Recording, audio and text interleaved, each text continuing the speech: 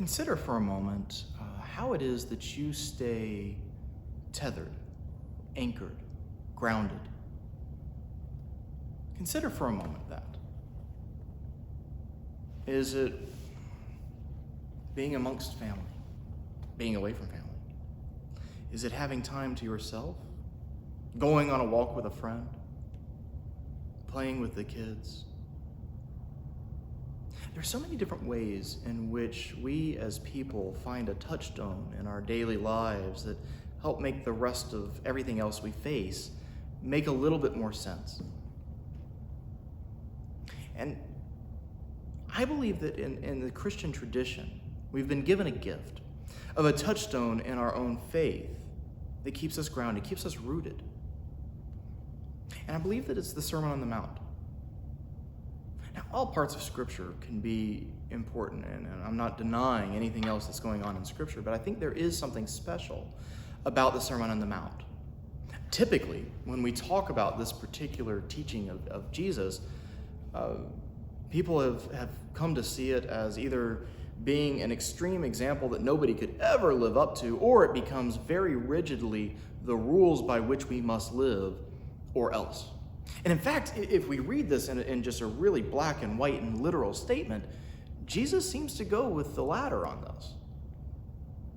He actually says, at one point, that is part of the scriptures that I'm reflecting on right now. He goes as far as to say that he plans not to take one letter from the law. We must follow the letter of the law until that time at which the kingdom of heaven comes.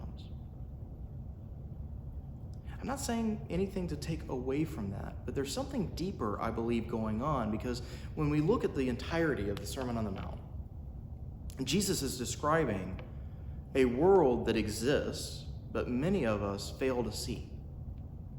It's there, but we paint almost a veneer over it with culture and with language and with our own ideas and our own experiences, our own expectations, those things that we've been taught, that our culture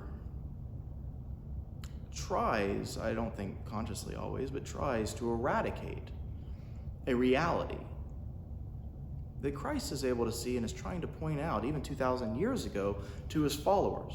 There's something more real that Jesus is pointing to than their everyday lives. And they were ready for something new. And to be honest with us where we are now, a global pandemic, with an economic crisis, with social crises all happening around us, I think many of us would like to be able to see a world flipped on its head, because quite frankly, the one that we've known seems to have already done that. And so Jesus comes to us, and in the Sermon on the Mount, he points to the law and says, not one letter of it will be struck down until the kingdom arrives. But just before this, and throughout it, he paints that picture. He paints a picture of a different reality for us that I think gives us hope. So when I ask, what is your tether? I think for many of us, those of us who are spiritual, those of us who have a sense of faith, I think it's compassion. Compassion, that form of love that we call compassion, I think is the very touchstone of our entire faith. If we were to talk about Christian life in terms of meditation, which we very rarely do, but probably should more, if we talk about that in terms of mindfulness, I would say that the act of compassion, living with compassion, is the very touchstone that allows for all the facade of reality to float away, to drift away, to fall away, and for the most real thing in existence to come through. The compassion itself is it. And there are a few different ways in which it comes up, and in order to be able to kind of understand where I'm going with this, is we put so much stake on culture being real, that our daily lives being the most real thing that we can see or touch or understand, and yet it's always changing, it's always falling away from one generation to the next. It seems that all that we knew hits the restart button. And there are a couple of examples that I'd like to share with you of scientists who have talked about this in recent years. One of them is Lera Boroditsky. She is a cognitive scientist who was trained at Northwestern and Stanford, so she's got the chops from the academic side. And she did a TED Talk not that long ago that I hope that we'll be sharing with this video, but to some degree. But she did this TED Talk, and I'm not going to go into the whole thing because I want you to look it up and see it. But she's trying to get across the idea that language, and I would go as far as to say that language and culture and so many other aspects of life does this, but she's pointing at language, that language shapes at a fundamental level the way we think. She's got this great example. I mean, she's got several of them that are just phenomenal, but there's one in particular that I want to share with you. She looks at the word bridge. Simple word. A thing that crosses either a body of water or a low point in the ground by which we can traverse. Well, she says, look at the word bridge. Now, look at the word bridge and go talk to somebody in Germany and show them a bridge. Now, the reason this matters is that there are some languages where every single word is shaped or defined in part because of a gendered pronoun kind of use, pronominal use.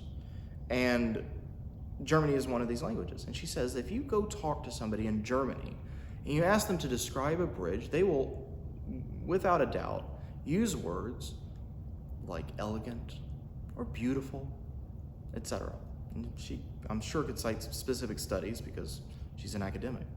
She then goes on to say, but if you go to Spain or you talk to someone who's a native speaker of Spanish, and you ask them the same question, they will relate to the item or the word bridge in almost entirely masculine language. They'll say it's strong or it's long or something that we typically culturally attribute to masculinity instead of femininity. You see, culture itself assigns these different ways of being. It's a construct in gender, and we can get into this another day, but gender itself has been fluid in history, and the way that we talk about things being masculine and feminine, in fact, can sometimes be fairly mutable and changeable. When we take a look at the color pink and the color blue, until after World War I, the standard color for little boys to wear was pink, because pink was the diminutive of red, which is a masculine, manly color. Blue, which was considered more feminine. I mean, see any painting of the Virgin Mary, the diminutive of that, the baby blue, is for little girls. It was not until sometime between World War I and World War II that began to shift. All this is important just because we're trying to set up and understand how changeable our culture really, really is. And these things that we consider to be universal, that we consider to be set in stone, very often aren't. And this becomes very, very important when we start to look around our world and look for something that's more grounded, more rooted, something that we can trust, something that we can actually stand on and know that we're in a place that is right. And the Sermon on the Mount gives us this. Just before Jesus starts to talk about the law and how the law will continue to stand until the kingdom of heaven comes, it's all part of a larger setup, I believe, of what Jesus is doing and how Jesus sees the law. The law itself is meant to hem us in, to constrain us, to restrict us, to prevent us from doing something that otherwise we would do. To fulfill the intent of the law means going beyond it. And I think in a very real way, Jesus is giving us the keys, essentially, to how do we get beyond the law? How do we make the law itself no longer necessary? It's compassion. It is love. And he starts to define it by two words, both of which across all the different languages are fairly elemental. Salt is a thing. So its thingness cannot be undone depending on what language you tell it in. You can say sel, you can say salt, you can say it in any number of languages. There's still a real thing there that is what we're trying to describe. For example, there's this wonderful physicist, Richard Feynman, who in 1973 was interviewed by Yorkshire Public Television. And this noted scientist was being asked by his interviewer a bunch of different questions and how he came to think in the way that he does. And he has this wonderful story that he told about his dad. And what he does is he says, I was going along, walking with my father, much like we are now. And his father pointed down at the ground and said, son, do you know what that is? And the son said, well, it's a bird. So he says, that is a brown-throated thrush. And then Richard's father goes on to describe that bird's name, or to rename that bird in several different languages. And at the end of it, he says, now, do you know anything about that bird? And the whole point of it was to uncover a very real truth. The naming of something has nothing to do with whether or not we actually know it. There's nothing to naming something that can constitute knowledge of something. We have to get below it. We have to go deeper into it. And so it is with the way that we get inside of Jesus' head. I think in a very real sense, Jesus is trying to describe the law as something that is only necessary as long as it's necessary. Meaning that if we live with compassion, if we live for the sake of compassion, the law is no longer necessary. One does not need to be told not to steal if we have compassion for the person from whom we might be stealing. We do not need to go out and hurt our loved ones or betray a spouse or a close friend if we have compassion and love for them. That when we are centered and we are grounded, the law itself ceases to matter. And in so doing, Jesus is fulfilling what the law is all about. The law is to prevent us from doing certain things, but it in itself cannot create the kingdom that Jesus is trying to bring about. So Jesus says, listen, it is going to be there until my kingdom comes. Now you are the salt of the earth. You are the light of the earth. What does that mean? To be salt.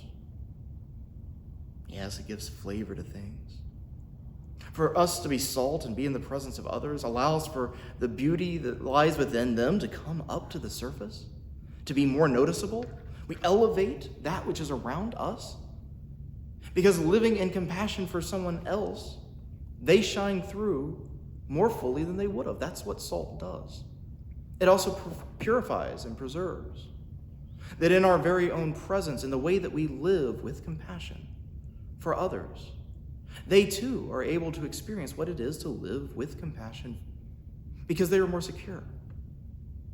And to be a light in the darkness, to stand as a beacon of hope, to be a lighthouse that other ships can come to be a place of safety. Because through our compassion that we can offer to somebody else, we become their safety net. We become safe harbor. We become the place in which they become rooted.